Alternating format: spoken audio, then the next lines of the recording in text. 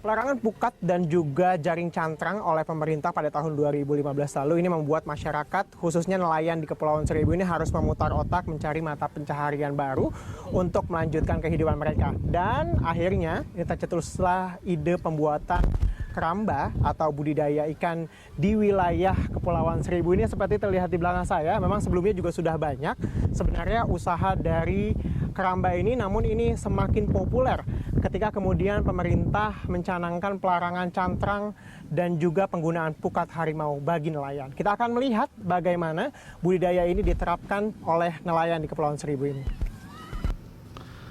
Di wilayah Kepulauan Seribu ada beberapa kawasan yang menjadi pusat pembudidayaan ikan kerapu, salah satunya Pulau Panggang.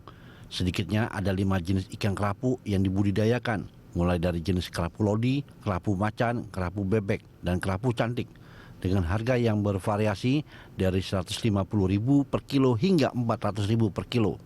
Setiap hasil panen akan disalurkan oleh pengepul yang didistribusikan ke berbagai restoran di Indonesia, bahkan hingga ke luar negeri. Keramba ya? Punya bapak atau punya kelompok? Tadinya kan keramba ini punya pribadi. Punya pribadi?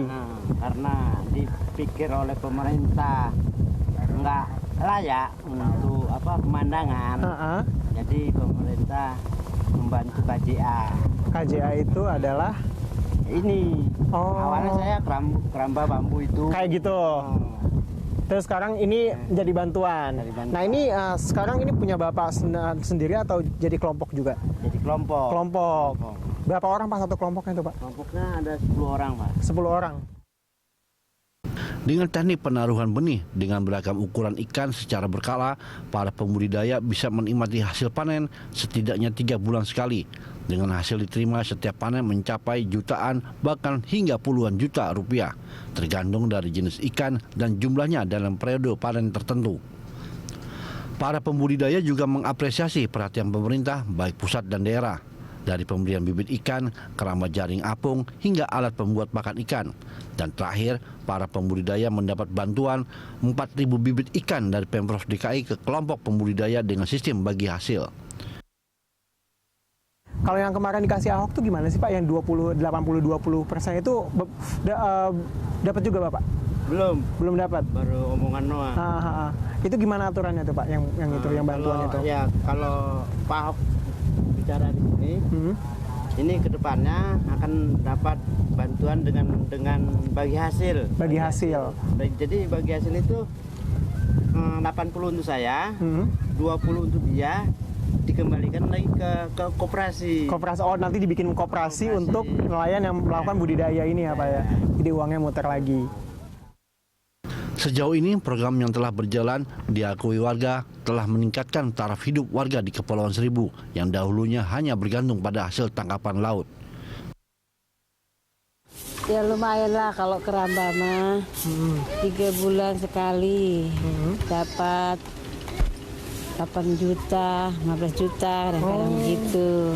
Kalau dulu pas nelayan berapa? Nelayan 200, pulang malam 200, pada mengeluh gitu. Berarti terima aja. Sekarang lebih baik ya Bu ya dengan ini ya? Alhamdulillah. Biasanya kalau panen dapat berapa sih Bang? Rata-ratanya bersihnya ya 5-6 juta dapat. 5-6 juta kalau lagi ya, ini ya panen biasa ya. Kalau lagi panen besar bisa sampai puluhan. Puluhan bisa sampai ya Pak. Berapa bulan sekali itu Pak? Sebulan sekali panen bisa? Belum nyampe sekarang. Sekarang paling 3 bulan sekali. 3 bulan sekali. 3 bulan sekali. Program budidaya juga merupakan salah satu program unggulan Pemprov DKI Jakarta sebagai upaya pemberdayaan masyarakat Kepulauan Seribu yang kehidupannya bergantung pada laut. Pasca pelarangan penggunaan jaring monami, cangrang, dan pukat harimau setiap tahunnya, pemerintah terus mengalirkan bantuan berupa keramba atau tambak apung bagi warga yang mau berusaha di bidang budidaya ikan.